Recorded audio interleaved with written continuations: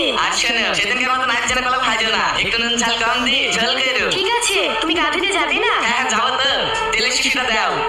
একদিন মাটির ভিতর।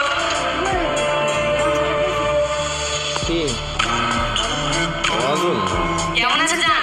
এতক্ষণ ভালো ছিলাম না, তোমাকে দেখার পর ভালো হলাম। ও তাই? হ্যাঁ। তোমার স্বামী কোথায় গেছে? যেখানে যাই। গা ধুইছে? হ্যাঁ, তুমি একটু দাঁড়াও, আমি ঘর থেকে চালনাগুলো নিয়ে আসি। রান্না করতে করতে দুজনে বসে গল্প করবো।